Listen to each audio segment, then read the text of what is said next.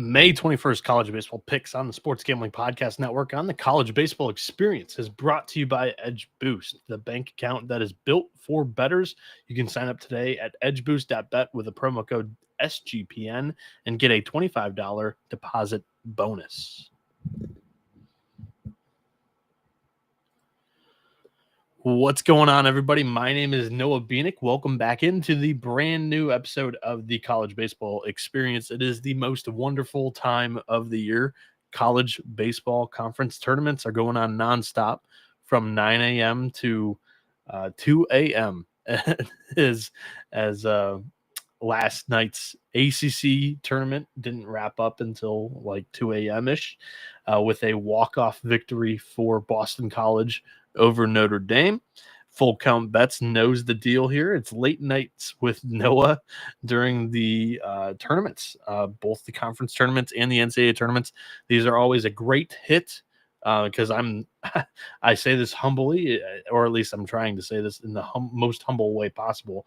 I'm the only sicko that is going through during the late hours of the eve, finding a bunch of different pitchers that are slated for these matchups in college baseball, because a lot of it's taboo. A lot of it is, kind of grinding through their weeds, looking around in like team previews, beat writers / social media and whatnot. So, and sometimes it's me projecting who could start for some of these teams. I know that there were a ton of games yesterday. There's going to be a ton of games today. These shows are less recappy and more just get in, go through the pitchers, which games I like the best, get out and try to keep it within an hour because, as you know, it is 5:40 a.m. right now, those that are watching live. And if you're not watching live, it is 5:40 a.m.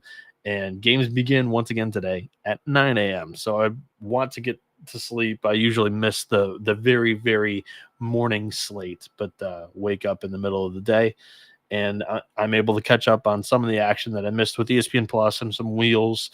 And that's kind of how I am able to do this thing, other than just loving the absolute shit out of watching all the college baseball action going on this weekend. This week, it's the best week of the year because it's the last time that you're going to see 80% of these teams. And a lot of the guys that are playing in the mid-major level could be transferring up into the high majors, and we'll be talking about them a lot more. It's nice to get some eyes on them during this time of the year when a lot of media attention they get. It's the peak level. It's the max that they're going to get right now. And it's also really cool to see that we're getting betting odds on like 11 conferences right now. The conference tournament preview episode that we did, where I brought Johnny on, where he was kind of mapping out what he thought the pitching structure was going to be for a lot of the teams. We talked about 10 tournaments that we typically get betting odds for throughout the year, kind of scattered. Very nice to see that on day one we have some overnight lines on like 11 conferences, I think I counted. So that is great news. Hopefully it continues throughout the week. Last year it was a little shaky.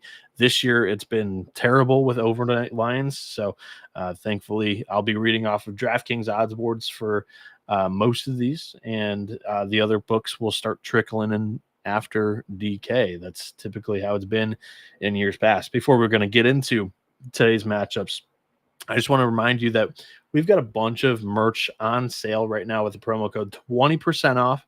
Right now, use the promo code DEGENS. It's a 20% off sale on the sportsgamblingpodcast.com store.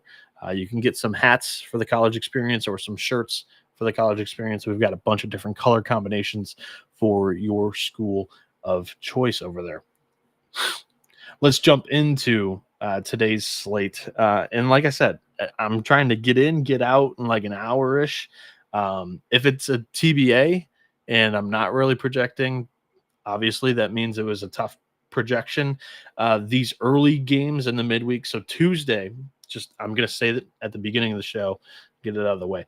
Tuesday, a lot of teams, especially in the mid-major level, they will throw their ace, because then the championship game on Sunday, they would that they would have him available after 4 days rest, which is MLB rest typically for starting pitchers. So you're going to throw your ace Tuesday, and then you typically wait till Thursday or Friday to go with your rest of the weekend rotation.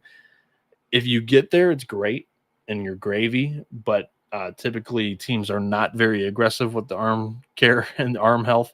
So it's kind of bullpen Johnny Holstaff days on the Wednesday and Thursdays specifically. So yeah, it's going to get easier as we get further through the weekend and we figure out, who's already thrown, and we can kind of eliminate them off of the list of options out of the bullpen or in the starting rotation. But yeah, a lot of these names are pulled from team previews, from online beat reporters and whatnot. So yeah, it's tougher Wednesday, Thursday than it is on the weekend. Colton is saying 5 a.m. Noah, what the hell? Get used to it for the next month. For the next month, let's have some fun. All right, game one that I want to talk about real quick. Odds also. I'm not going too deep on games that are juiced to the max where they're over -200. Nobody in their right mind's betting them straight. I'll mention them if I like them as a parlay piece. This first matchup, it's Cal, who's the 16 seed. The ACC tournament saw 3 underseeded teams in the opening round win that first round matchup. All 3 of those teams would have been left out of the ACC tournament in the previous formats. So positives and negatives of new formats of these expanded conference tournaments with these new teams in the leagues. But yeah, Cal, speaking of one of them, they just murdered Miami yesterday. This is the right term. And yeah, they are going to go with Cole Tremaine. That's my projection, at least. This isn't confirmed by them, but Wake Forest is going to throw Logan Lunsford. That is their projected pitcher that they released through their team preview. Tremaine's kind of been an opener for much of this season. He did throw 5 innings on Friday, and in his last 9 innings in the last month of May, he's given up 4 earned runs. So he's not typically going too deep into games, but when he did, he was all right. So that's something to note there for Cal. That was against NC State last weekend. Actually, no, I think that was Florida State 2 weekends ago where he went 5 innings. Logan Lunsford for Wake Forest has really been scuttling lately. On the season, he's been good, 4.18 ERA, but his last 3 starts, which have come against Stanford, who was the 15 seed and the only lower seeded team in the ACC tournament not to win the opening round game, which is, man, that team is stunning. Again, not really talking about too many of the games that have happened. But yeah, Stanford, Gardner-Webb, and High Point are the 3 most recent starts for Logan Lunsford, and it's a 7.33 ERA, which is not pleasing at all. So this is a game that, the total, I've got it up on the side, is 13. I don't think it's a bad look at it over. I really don't. So Cal building some momentum and some rhythm. Typically, these early games favors the teams that have already played a game and already have a game under their belt. And Cal, I mean, they look like troopers playing at 6 a.m. local time. They will be doing it again. So I don't think it affected them in the first game against Miami. We'll see if it affects them against the Deeks. But I kind of like their chances. Plus 240. That would probably be my pick in this game. And I like the over. Game number 2, Kennesaw State and Florida International. Florida International is throwing Jaden Bishop, who's 1-1 on the season, 4.15 ERA in 39 innings, 42 strikeouts, 27 walks with a 4.32 Sierra. So he could be due for some regression, but part of that is because he just struggles to throw strikes. Not many teams hit him very well. It's a 175 batting average against him, but his last 4 appearances, it's a 6.30 ERA. His recent trend has just not been great. Kennesaw State, like I said, it's a TBA, but they do have 2 starting pitcher options that have sub-5 ERAs. It's just a tough projection. Like I said, Wednesdays, Thursdays, tough projections. I'm not going to really have a confident pick in either side here. I like the Owls as a team just slightly better than the Panthers. And yeah, Old Dominion plays Troy today. Dylan Brown will start for the Monarchs, and Garrett Gaines returns from injury. He did throw 3 innings last weekend against Southern Miss. 1 earned run. He walked 4, struck out 3. So this is going to be, I think, his first start since returning from that injury. Whereas Dylan Brown, he's been pretty good for Old Dominion this season. He's been their best arm. 4.18 ERA in 75.1 innings with 93 strikeouts, 25 walks, a 2.85 Sierra. His last 5 starts, it's a 4.24 ERA in conference. Old Dominion at plus 190 is not a bad look. Like I could easily see them, competing in this one and possibly giving Troy a run for their money. Am I going to bet it? No, but I would be picking ODU as the side here. There's no chance I'm laying Troy minus 250 with Garrett Gaines making his first start after injury.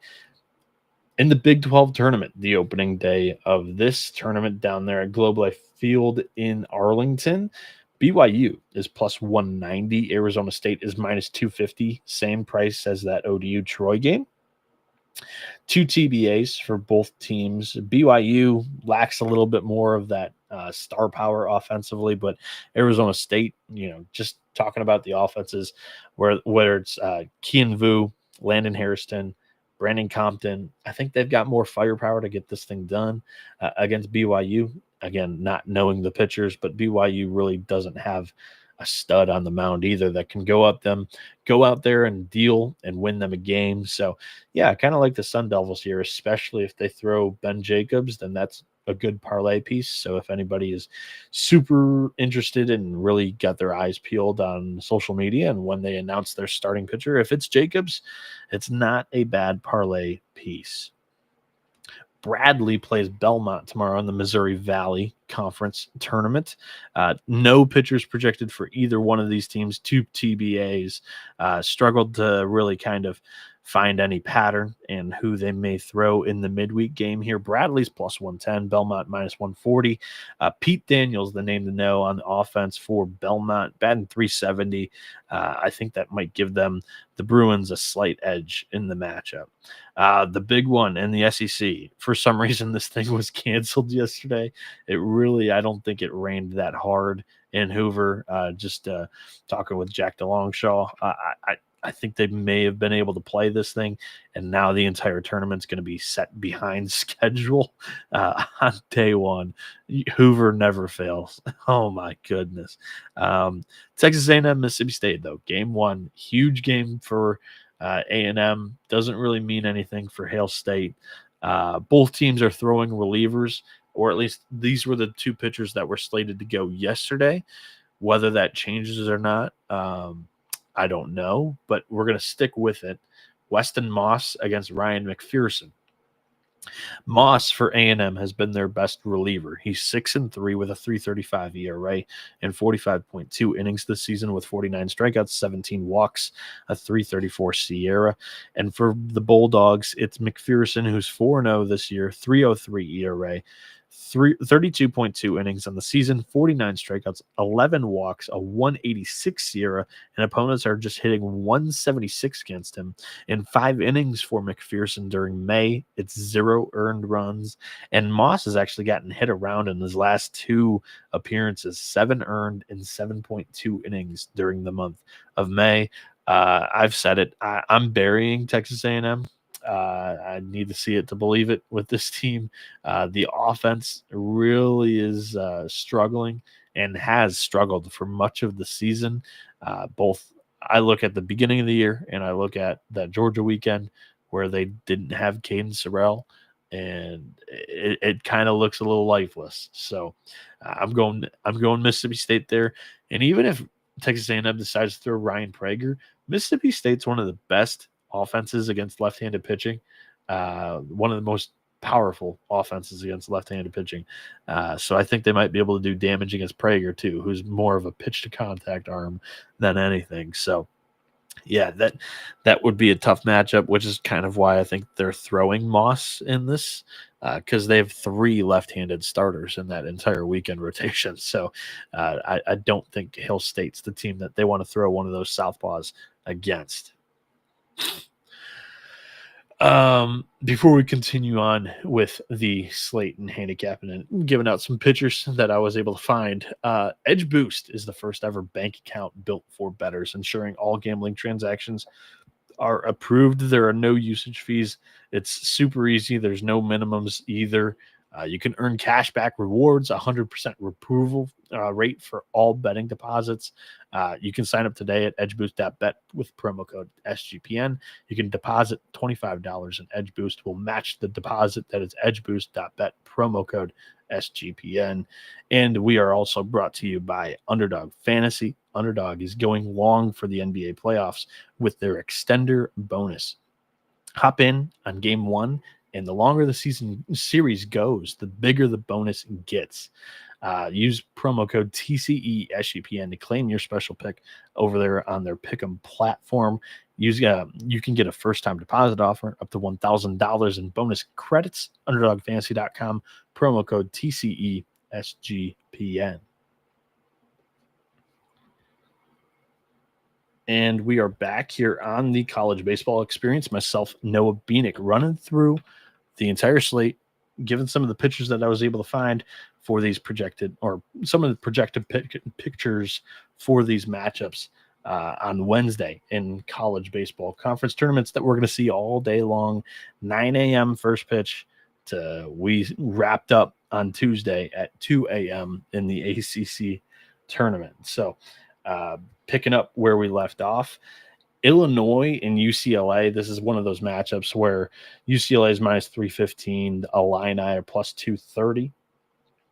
Illinois won their first game against Michigan. This is pool play. So this is the game that UCLA, the top seed, needs to win. And then if they lose to Michigan, does not matter. They advance. Win this game, UCLA is in the semifinals of the Big Ten tournament. But they have a TBA. So that was kind of like they were waiting to see who was going to win this game, and then they would decide who they will throw. I think it's going to be Ian May, but again, not really confident in that. And Illinois also had a TBA for what it's worth, but they threw their game 1 starter in Tyler Schmidt, who has been great this year, but after him, the weekend rotation's kind of been really shaky. Regan Hall is their number 2. He's 7-4 on the year, but it's a 6.06 ERA. So, yeah, opponents are hitting 3.07 against him, and he has an 11.10 ERA in his last 3 starts. This one kind of seems like a UCLA parlay piece to me. Again, I would feel more comfortable knowing who UCLA is going to throw, but yeah, UCLA parlay piece there. William and Mary and Charleston do battle tomorrow in the CAA conference tournament. No betting odds on this, and also no pitcher for Charleston. But this is interesting. I thought they would probably put out odds for this matchup, but they didn't. William and Mary's got one of the best offenses in mid-major college baseball, and Charleston's got one of the better, more hailed weekend rotations. They didn't really live up to the hype this year, but they still have 2 starters sub 430 ERA. And Nick Lache is going to be the pitcher for the Tribe there in that matchup. And then another quick one, quick hitter. New Mexico State is -6. New Mexico State is plus 420 against Western Kentucky, who is -660. WKU's throwing Taylor Penn, and New Mexico State is going with Connor Wild there. So, yeah, notable. I had WKU winning the Conference USA tournament. I still stick with that. But again, even that price, it's still way too north for even a parlay. So not really interested there. Another matchup, no betting odds, but probably will appear at some point today because we've seen the AAC odds for opening day, and I think we're going to see them again for day 2. FAU against Rice, an elimination game. Tyler Murphy is my projection, at least for FAU. He's been their game 2 starter for much of the year after Trey Bird. And for Rice, they announced that it would be J.D. McCracken on the season. He's 4-5 with a 6.82 ERA. And Murphy for FAU has an 8.72 ERA in his last 5 starts. So if we do get like a total on this game, I would be looking at an over, even though Rice's offense and kind of FAU's in the same point, but more Rice. Their offense doesn't really pack a punch at all. So Florida Atlantic money line might not be a terrible look, but I don't feel confident in that at all. Another matchup with 2 TBAs as pitchers, but this one comes in the ACC tournament. It's Virginia Tech against Clemson. The Tigers are minus 200. The Hokies plus 154. Virginia Tech wins that game against Stanford pretty handily. There were some moments where, Stanford had some action on the base paths, and the Hokies actually made some good defensive plays to get themselves out of jams. They threw their stud freshman yesterday, but I think they could be in line to throw their ace Brett Renfro today. Again, no confirmation on that. Clemson, they are one of the toughest teams to figure out pitching wise. They've got 9 pitchers with 3 or more starts. That's been their biggest hole the entire year is, their pitchers outside of Aiden Knox, their ace, and Lucas Malstedt's their closer. Reed Garris is one of their go-to leverage guys out of the bullpen. And, Drew Titsworth has been one of their best arms this season and kind of struggles as a starter, but he's good as a reliever, but they wanted to try him as a starter. So I have no idea who Eric Bakich is going to throw in this matchup. All I know is that they showed up to the ballpark yesterday in a bunch of Hawaiian t-shirts. I don't know what the purpose and thought process was behind there, but shout out to Eric Bakich, who does respect the Pacific Islander month in May. So I no idea if that was what it was or not, but it is a happy Pacific Islander month. Texas Tech plays against Cincinnati tomorrow or today in the Big 12 tournament. The Red Raiders are plus 145. The Bearcats are minus 188. We do have confirmed pitchers for this matchup. It's Mac Hoyer up against Nathan Taylor. On the season, the Texas Tech righty is 2-3 with a 6.18 ERA in 51 innings, 46 strikeouts, 22 walks. Opponents are hitting 3.05 against him, and he has a 7.97 ERA in his last 3 starts. And for Nathan Taylor, he's actually enduring his worst stretch of the year. It's a 6.89 ERA in his last 3 starts. But in my opinion, he's been one of the best arms in the Big 12 this season. 5-2 with a 3.65 ERA, 74 innings, 75 strikeouts, 29 walks, and a 3.45 SIERA. Cincinnati's my pick here. But again, I don't love that minus 188 price. This is not an offense that's going to run away with this game, especially with Texas Tech that may have a little bit of a crowd being down there in Arlington and also has more of an offensive identity. So, this one probably is a closer game that is higher scoring than I would think others will be in Globe Life. But yeah, I like Cincinnati to win that thing. They probably put up more early runs in that matchup. This one, real quick, Southern Miss minus 445, Texas State plus 310. No pitchers for either one. I like the Golden Eagles there. No pitchers for this one, unfortunately. This is smelling like gamesmanship to me. Alabama, Tennessee. TBAs for both. Alabama's in a tough spot because they threw Tyler Fay, who's been their Friday night guy for the last 5 weeks now. Kind of like a one-time through the order type of arm. But yesterday he gave him really good length. He went 6 innings against Missouri, had a good day for his standards. However, Riley Quick, who's been their number 2, who typically once a coach in a power conference would show their ace, they typically go right through their weekend rotation. Riley Quick has is coming off of and has come off of an arm injury. And specifically, I believe he's Tommy John injury that, he's fresh off of this season. And he's thrown great this year, but I don't necessarily think that Alabama's wanting to risk it with him. They are comfortably in the NCAA tournament. Yes, they would love to win this game because it would kind of confirm they are a top 16 regional host. Tennessee also in the same boat. They would love to win this game to kind of improve their top 16 regional host, resume, candidacy, and case.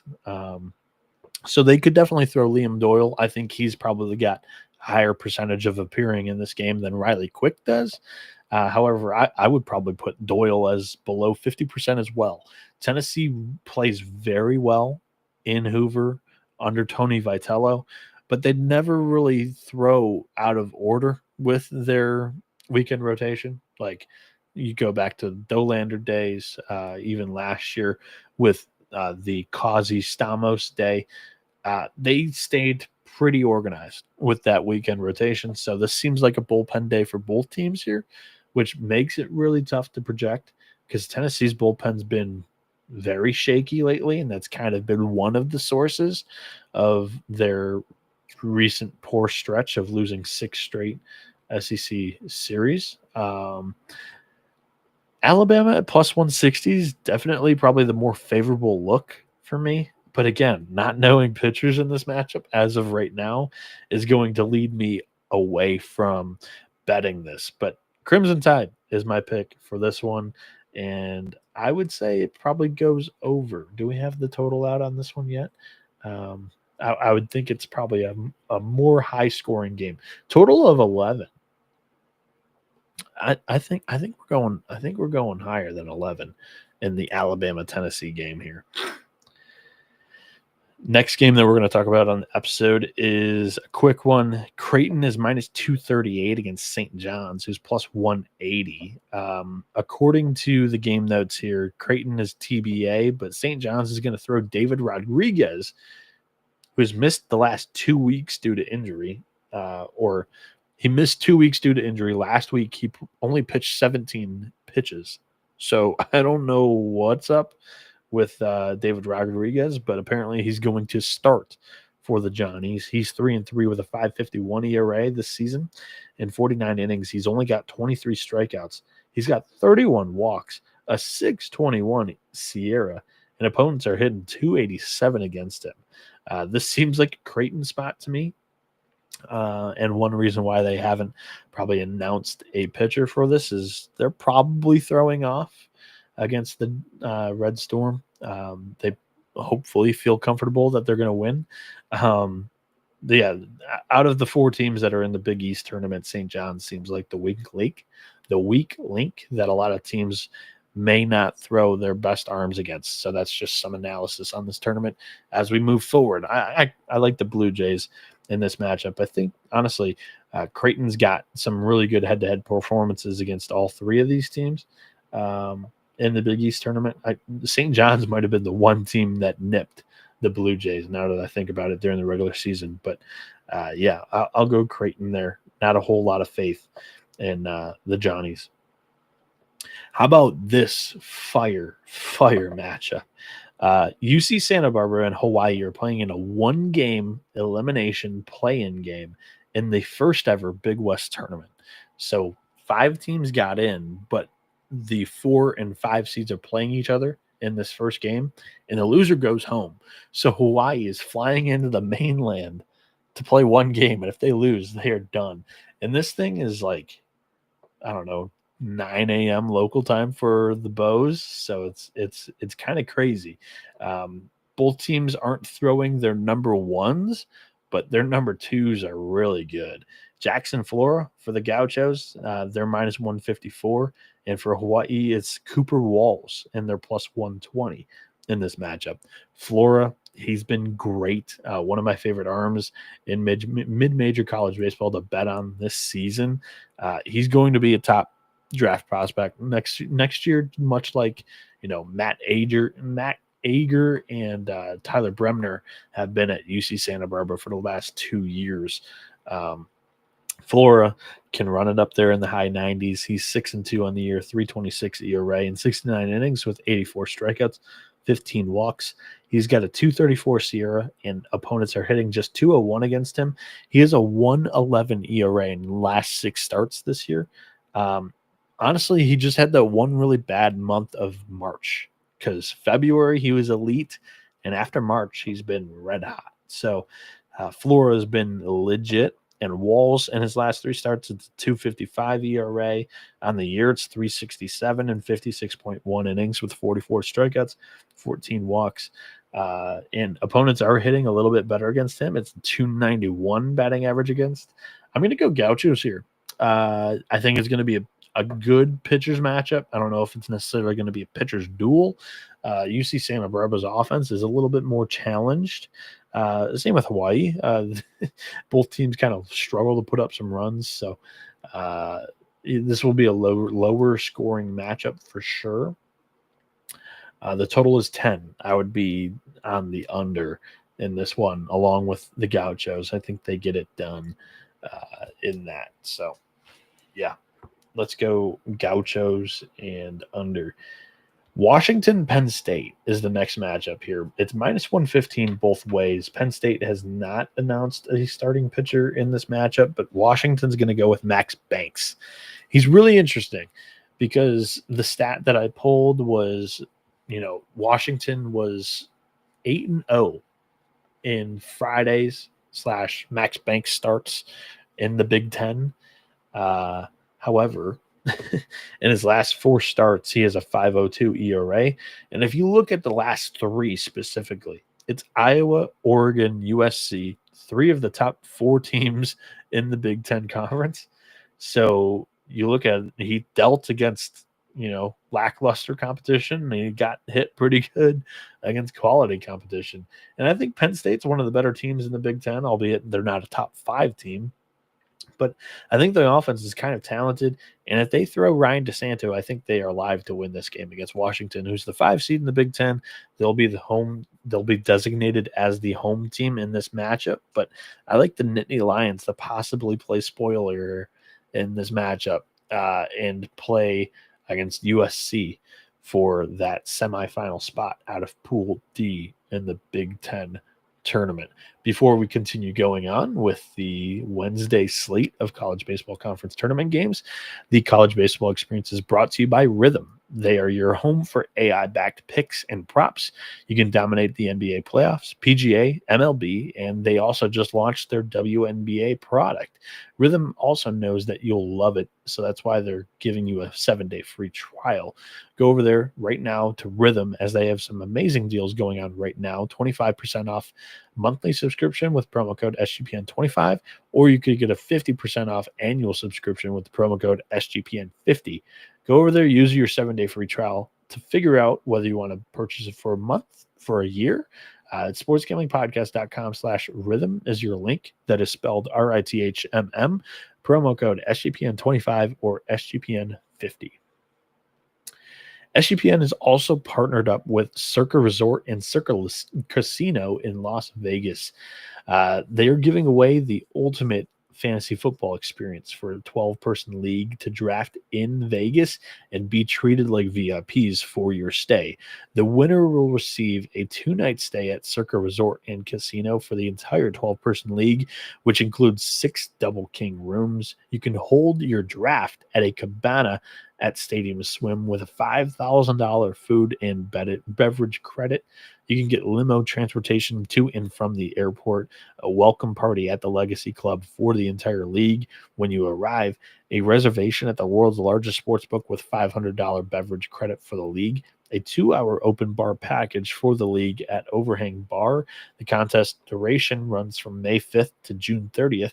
Go to sportsgamblingpodcast.com/circa to enter today. That is sportsgamblingpodcast.com/CIRCA. And the college baseball experience is brought to you by mybookie.ag. MyBookie is your place to bet on every sport, including the NBA playoffs. For the true degens, the MyBookie money bag is there for you. It's basically a slot machine. You see the odds that you are going to get on one of the futures, and it spins you through a list of names or team names for said future. You can either get some great value on one of the top dogs, or you can get some poor value. It's really a luck of the draw, and it's for the thrill for those true degens. My bookie also accepts customers from a ton of locations. It's easy to deposit, and you can get lightning fast payouts using crypto. Head over to mybookie.ag, promo code TCE SGPN to get a 100% deposit match up to $1,000. Terms and conditions apply. That is mybookie.ag, promo code TCE SGPN.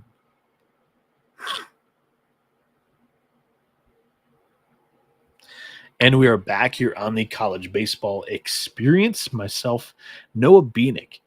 I am running through the entire Wednesday slate, giving you guys out the pitchers that I found throughout the middle of the night. I'm recording this live at 6:15 a.m. on YouTube, and then be posting it on the podcast platforms right after that. College baseball today at 9 a.m. and they'll be running through the night as last night's Tuesday night's ACC tournament final game didn't wrap up till like 2 a.m. when Boston College was able to knock off Notre Dame there. But got a couple more games here on the slate that I'm going to run through for you guys.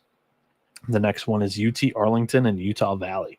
The Wolverines are minus 125. The Mavericks are minus 105. Joe Stieber is going to bump for UTA. He's 4-4 with a 4.25 ERA and 67.1 innings, 38 strikeouts, 18 walks. And for Utah Valley, it's Jacob Hepner, who's 4-3 with a 5.73 ERA and 55 innings, 54 strikeouts, 18 walks. My pick here is going to be Utah Valley. They play at high elevation all season long. Their offense is one of the best in the conference, obviously, because of that elevation, but also Hepner, his numbers are a little bit inflated because of the home environment that he typically plays in. This tournament is being played in Mesa, Arizona, and it's an absolute launch pad. I think it's going to favor the better offense with an all right pitcher that's used to the elevation. Give me Utah Valley.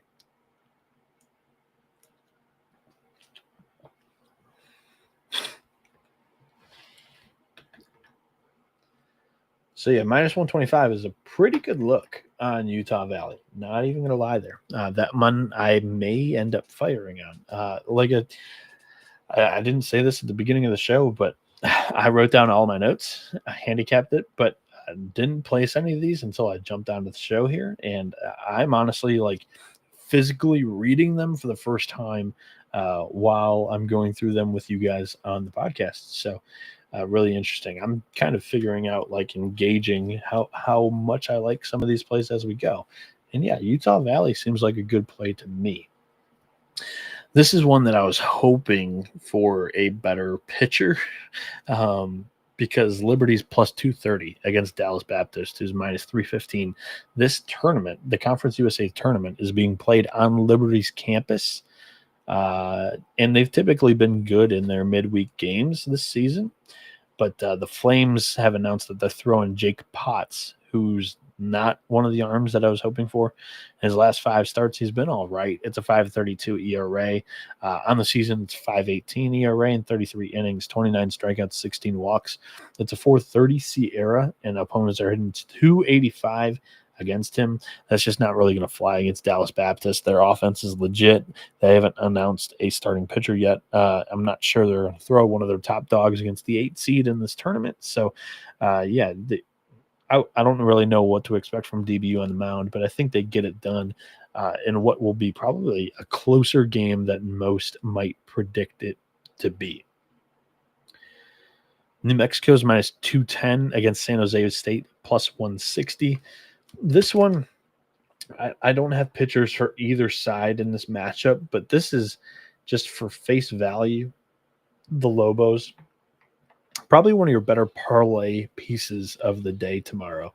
New Mexico's offense is one of the best in the country. It's the 3rd best WRC plus as a a team offense this season, it's 133, which basically means that they are 33% better than the average NCAA offense in Division I in college baseball. And San Jose State, bottom 50 in WRC plus, 86 WRC plus there, so they're 14% worse. So do the math. There's a huge difference between the two offenses here. Yes, New Mexico plays at elevation for most of the season in their home games, and San Jose does not. But this tournament is being played also in Mesa, Arizona, so the ball is going to fly, and that benefits the Lobos. So I don't think it's a bad parlay pick at all. New Mexico there. Quick just glance over this game. Wichita State and South Florida doesn't have odds and doesn't have pitchers, but we'll probably get that game soon on the odds board, just by my prediction of us seeing AAC games throughout the season and on day one of their conference tournament. In the Big 12 tournament, Oklahoma State is playing Baylor in round one.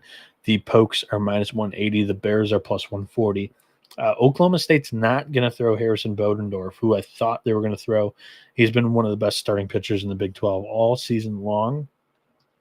They're throwing Sean Youngerman, who's been their number 2, and he's been really good too. He's 3-1 on the season with a 2.08 ERA and 47.2 innings. It's 54 strikeouts, just 6 walks. And he has a 2.28 SIERA, and opponents are hitting just 184 against him.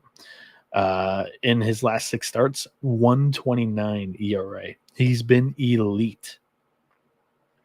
For Baylor, it's kind of a different story with Ethan Calder, who's kind of, leaking oil as the season comes down the stretch. It's a 6.76 ERA in his last 5 starts, 5.43 ERA on the year.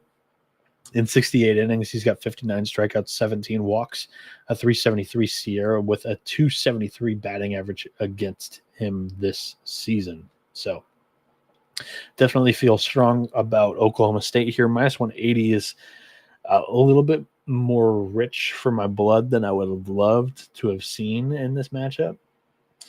But I still think that if you're looking to play something around this time of the day, Oklahoma State is probably one of your best looks that you're going to find. I kind of like Oklahoma State maybe as like an expensive parlay piece if you're looking for like plus money. But minus 180 straight's tough. So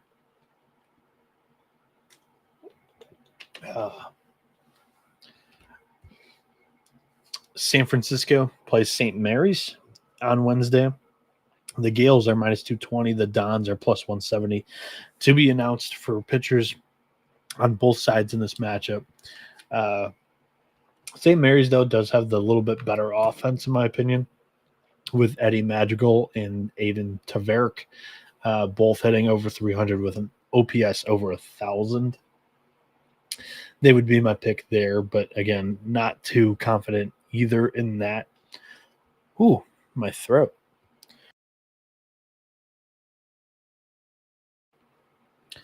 Don't know what's going on. These shows, not used to running solo for an hour like I've done in years past, but we're going to be at this speed throughout the entire week here. So hopefully I get a little bit better breaking down.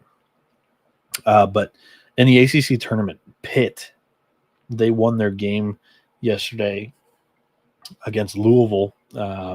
Honestly, Louisville's offense did more damage, but Louisville's pitching staff just walked the Panthers like crazy. Gave them so many free runs early. Spotted them, I believe it was an 8-1 lead, and then it came back. Like Louisville came back, and it was a really interesting game afterwards. But I just don't think that you're going to get that against Duke. They were really good discipline and throwing strikes. They're minus 315 in this matchup for a reason, even though they don't have a pitcher projected here. And I didn't even really come up with a good projection for Duke. Pitt plus 230. I think it's Patrick Gardner, who's been their Friday night starter the entire year, but it's an ERA 7 plus. So not a guy that I'm necessarily looking to back there either.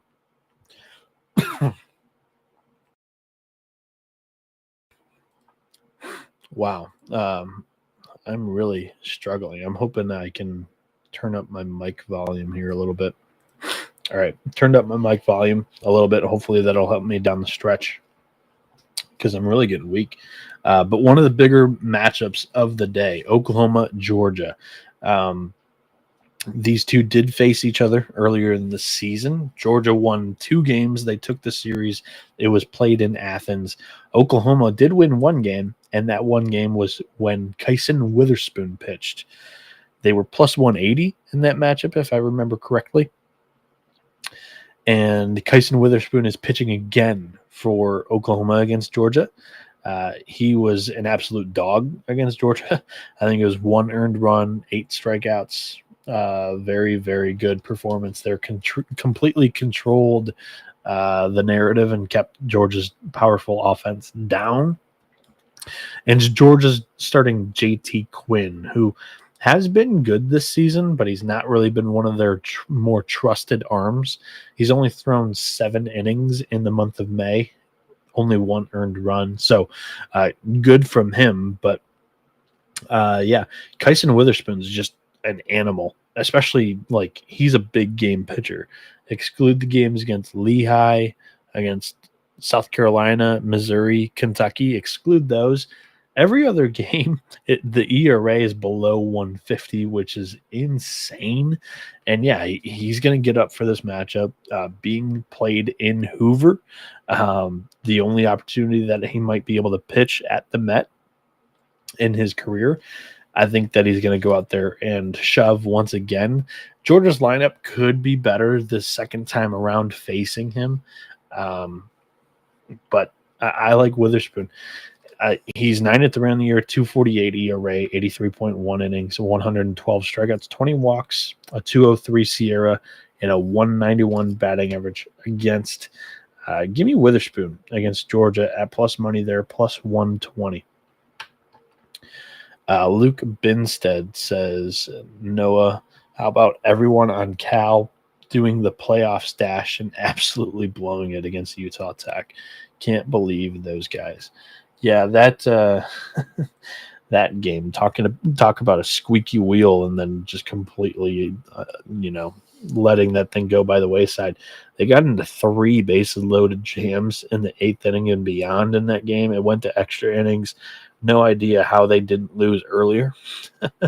But then if you're going to string me along for 11 innings, I'm hoping that you win it. And they just weren't able to do it. And even after they gave up two runs in the top of the 11th, they came back in the bottom of the 11th and they threatened. And I'm like, oh, come on. Stop stringing me along. Just cut me already. But yeah, yesterday for me personally, it was a 2-2 day.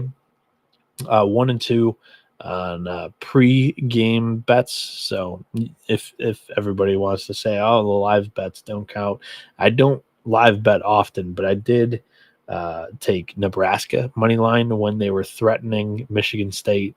Sparty took out Joe Jerwa, who's been the best pitcher in the Big Ten, the most meaningful pitcher to their team in the Big Ten this season. And yeah, they took him out and they kind of just collapsed, and quite literally they could have won the game. It was a fly ball to the right fielder, Parker Pico, who's a hometown kid. He's a great defender. Closed his glove just a little bit too early, and the ball he didn't catch the ball, and Nebraska was able to tie it up. Just absolutely heartbreaking, because I know a couple of those guys on that team. That was unfortunate for sure. Tough way for the season end for Michigan State, but Nebraska's crowd is inevitable. So yeah, Oklahoma plus 120. The next matchup here is Xavier and UConn. The Musketeers are plus 140. The Huskies are minus 180. Gamesmanship 100% in this matchup here. UConn has some options with their pitcher, but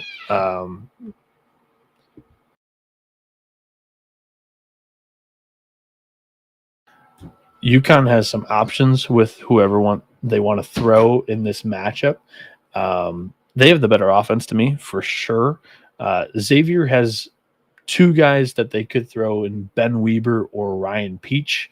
But to me, I really kind of like the bones and the skeleton of this UConn team. They've had some postseason success in years past, and the experience in that lineup is something that I think will rise to the occasion here because they're kind of on the bubble for the NCAA tournament. So I'm looking for UConn to go out and make a couple of statements this week, make sure that they are in the NCAA tournament, and they could be a frisky 3 seed in somebody's regional. That's for sure this year. So give me UConn. Again, no pitchers projected for this matchup. Just really interesting. Same with the matchup of Utah Tech and Grand Canyon. We don't even have betting odds on that one yet, but Grand Canyon probably going to open as a pretty big favorite here. Both teams have not announced a pitcher. A couple more games to wrap up today. Another game without betting odds currently. Wofford against UNC Greensboro. Alec Bouchard is going to throw for the Terriers. And for the Spartans, it's Danny Thompson. I would be looking to take UNC Greensboro in this matchup here. But yeah, not really going to dive in too deep on that because no betting odds. Rutgers is plus 175 against Iowa tomorrow, who's minus 230. Rutgers is going to throw Justin Shadek, who's 4-4 on the year with a 7.45 ERA in 58 innings, 51 strikeouts, 35 walks, with a 4.75 Sierra. Opponents are hitting 282 against him, which is not great. This is the pool championship game. So even though it's Iowa's first game that they're playing, Rutgers is 1-0. Rutgers knocked off Indiana. If Iowa were to lose to Indiana and go 1-1, they would still advance out of the pool. So Iowa needs to win this game. I'm assuming that they're going to throw Cade Obermueller. The Rutgers game notes had Cade Obermueller here, but it was TBD next to it. So I think they're just assuming as well that they'll see the Iowa ace, who is coming off his worst start of the year. 8 earned in 5 innings against Oregon. The wind was blowing out, and he gave up a grand slam in that completely changed the trajectory of that outing. So I think he's looking for a big bounce back start. No place better to do it than in Omaha at Charles Schwab Field. He's 4-3 on the year, 3.30 ERA, and 76.1 innings with 107 strikeouts, 31 walks. And Shadek in his last 5 starts has a 7.80 ERA. So Iowa would be my pick here, but minus 230 is too rich for my blood. The Hawkeyes, Louisiana Tech and Jacksonville State is minus 115 both ways. Brooks Roberson will get the ball for the Bulldogs. He's 5-4 with a 4.70 ERA and 67 innings with 59 strikeouts, 29 walks. He's got a 4.07 Sierra. Opponents are hitting 229 against him. In his last 4 appearances, it's a 6.99 ERA. So kind of trending downwards here as we wrap up the season. For the Gamecocks, it's Stephen Cash, who has a 5-2 record, 4.30 ERA, 75.1 innings pitched this season, 60 strikeouts, 27 walks, 4.17 Sierra, and 2.23 batting average against. And he has a 2.05 ERA in his last 3 starts. So kind of figuring it out here lately. And that's kind of going to be where I point you. Jacksonville State, I like their coach, Steve Beazer, who is the former Missouri coach. Missouri is an absolute train wreck now. Not that they were great with him, but I think he was figuring something out as they got rid of him, which is just an all-time blunder in my opinion. But Jacksonville State, I think, is my pick here in this matchup. Not too strong conviction behind it, but it would be the Gamecocks here. No betting odds on this matchup, so we'll fly through it pretty quickly. But if we do get betting odds, I would kind of like Louisiana over Marshall. Louisiana would be throwing Tate Hess, who has only given up 2 earned in 7 innings during the month of May. He's more of a reliever, long reliever / spot starter. It's a 5.17 ERA on the season. But Marshall's number one, Bryce Blevins, has a 8.47 ERA in his last 3 starts, a 6.40 ERA now on the year. He's been trending downwards as the season's gone along. Opponents are hitting 294 against him. Louisiana's offense is poor, but they might be good enough as a dog, hopefully, because Marshall is throwing their number one here. So I would be looking to get like a plus money play in on the Ragin' Cajuns there. No betting odds, no pitchers for this matchup, but it is a fun one. Illinois State against Missouri State in the Missouri Valley Conference Tournament. This is being played at the Redbirds' home stadium where they blew out Indiana State yesterday to get to the spot. Missouri State had a bye. The Bears' offense is a lot better, but the Redbirds in a groove playing at home could be really interesting to see where the odds land in that matchup. 4 games left to talk about on today's episode. Kansas State plays Houston tomorrow. By the way, what was I going to say? Hopefully I'll remember when I get done with this. Antoine Jean. Shout out to him. Winning Big 12 Pitcher of the Year. I did not see that one coming. That one kind of knocked me off my feet when I saw that, but kudos to him. Kansas State's going to start Jacob Frost, who has a 10 ERA in his last 3 starts here. 5.16 ERA on the season, 59.1 innings, 69 strikeouts, 35 walks. For Houston, it's Paul Schmitz, who has not been good either. A 9 ERA in his last 3 starts, 5.37 ERA on the season, 58.2 innings, 47 strikeouts, 24 walks. I'm be looking at an over in this matchup. Kansas State and Houston, I'd be looking for some runs scored here. The total is 10. I think it's probably going to be ending up higher there. I like an over in Kansas State and Houston. Writing that down. There are no betting odds for this matchup, but it might be the biggest and most important game of the day. Florida against Ole Miss. So I ran over to collegebaseballinsiders.com, used their matchup tool to project odds on this because Liam Peterson for Florida will be pitching against Ole Miss's Hunter Elliott. It projects Florida to be minus 115, Ole Miss to be plus 115 in the matchup. So that is definitely notable. That'll be how I kind of attack this game. Peterson has been okay. I mean, during Florida's run, he's been pretty consistent. You can count on him to give up 3 or 4 in like 5 or 6 innings. Hunter Elliott, on the other hand, in his last 4 starts is a 1.85 ERA. He's been figuring it out because, he had been impressive coming off of missing 2 seasons due to Tommy John surgery. But, lately he's been money. He's 8-3 on the year, 3.31 ERA, 73.1 innings, 86 strikeouts, 36 walks. Opponents are hitting below 200 against him. Honestly, I really like this Ole Miss team. I think Ole Miss could be dangerous in the postseason as a 2 seed. As a 1 seed, I think they've got their target on the back, and I don't know if they would be able to live up to expectations. But this matchup is huge because I think the winner of it could work themselves into the regional host top 16 seed conversation. They're already in the conversation, but it improves their case to be made as a host. I like the Rebs, especially if they're plus money. But Hunter Elliott, at pretty close to a pick, I would even bet this probably minus 125. That would be my threshold on this. I would be taking Ole Miss against Florida. I think this is the perfect scenario. Florida wanted to play 2 games. They get the W in their first matchup yesterday against South Carolina. They didn't drop that game. And, I think that Florida is going to look to get into the game, play well, be competitive, but get out healthy.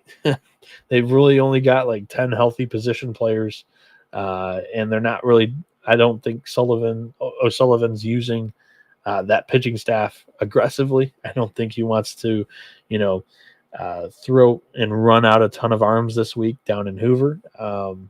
To me, when I circle like teams that aren't really competing for a SEC tournament title, Florida's near the top of that list. And Quentin Mills in the YouTube chat here from NCAA Insiders and College Baseball Insiders, he's talked about Liam probably using this day as more of a bullpen session. Kind of aligns with my thought process as well. I feel like Ole Miss throwing Hunter Elliott in this spot, I think they view it as they are trying to get into that top 16 host conversation where the Florida thing, like they are playing their best ball of the year right now. They know it. And they're willing to go. Like last year, they were able to go into Stillwater, win a regional. I think they're confident wherever they go right now, as long as they stay healthy. The penultimate matchup on today's slate that we're going to talk about on the show, Boston College against Virginia. Virginia is going to throw Jay Woolfolk in the ACC tournament here.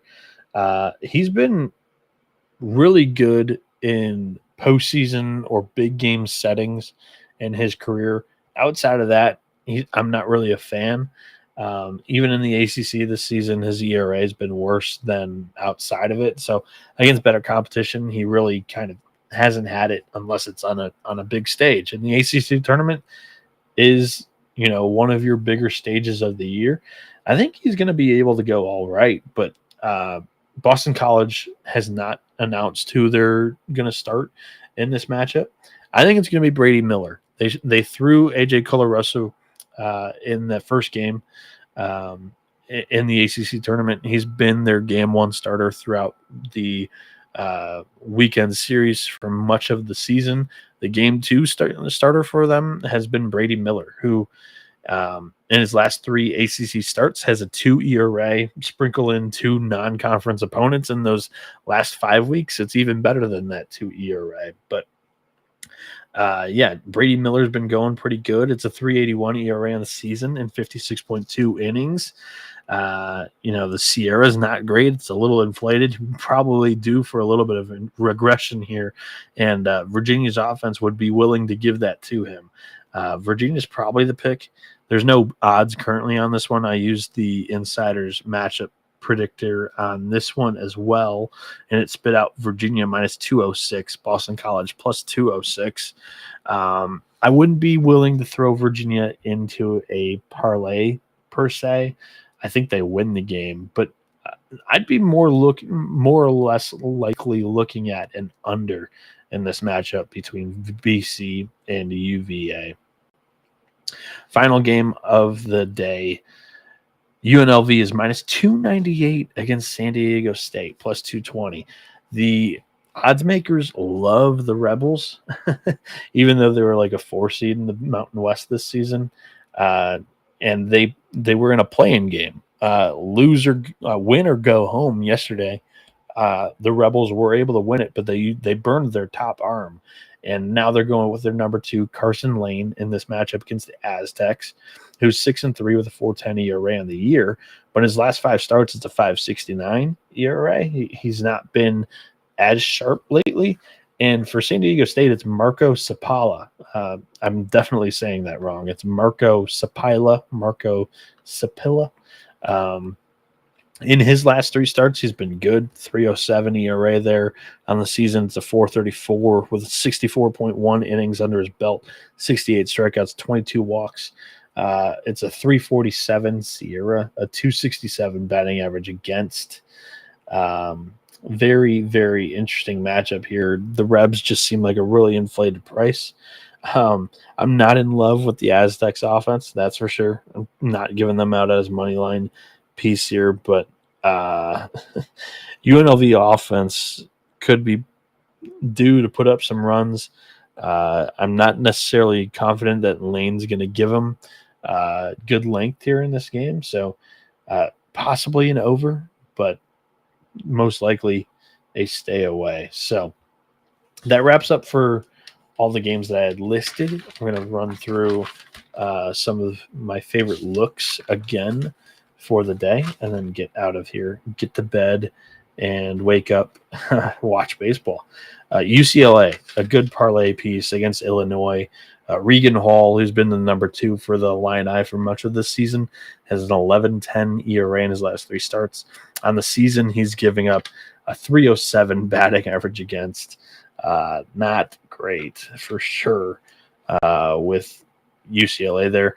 I'd be looking at an over. Cal Wake Forest. That over was 13, minus 115 right now, between Cole Tremaine, who's more of an opener / bullpen arm, against Logan Lunsford, who's not been good recently.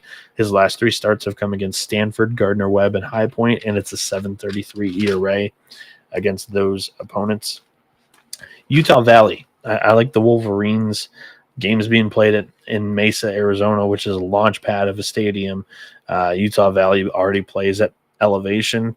Hepner's been pretty good for them on the mound, and the lineup is so much better than Utah Arlington's, in my opinion.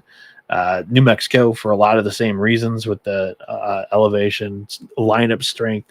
No pitchers projected for this matchup specifically, but San Jose State's been one of the worst offenses all season long. That's a good parlay piece. Oklahoma State minus 180. It's a little rich for me to play straight, but it's a good parlay piece if you're looking to get that thing into plus money. Sean Youngerman on the mound against Ethan Calder there. Youngerman's been great in his last 6 starts, 1.29 ERA. Calder in his last 5, it's a 6.76. He's been a little bit better, a little bit more sharp in his last 3 starts, but I included the last 5 there against better competition. Oklahoma, with Kyson Witherspoon on the mound, is plus 120 against Georgia, who's throwing JT Quinn. Need I say less? And then Kansas State, Houston. I like an over, if anything, in that matchup. The over currently at 10. Jacob Frost has not been good in his last 3 starts, and neither has Paul Schmitz for Houston.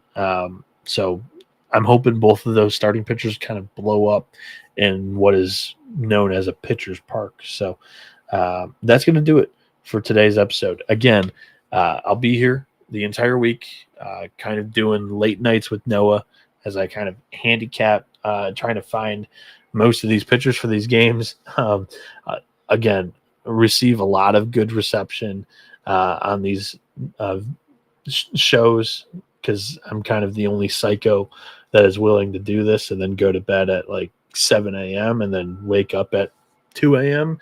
But it's what I like to do and enjoy to do it. And I'm able to catch up on the action that I miss with Wheels and ESPN Plus and whatnot. So yeah, I'm wishing all you guys luck. I hope this episode helped. You can follow me at NoahB77_. I'll be tweeting a lot of the action that I watch throughout the day. You can follow the show at TCE on SGPN. We've got a lot of fun things planned for this postseason. That has been a wrap on the Wednesday, May 21st College Baseball Picks episode for the college baseball tournaments that we've got going on right now. It's the most wonderful time of the year. I hope you all have a great day. Best of luck to those who tail. This has been the college baseball experience. You better start thinking about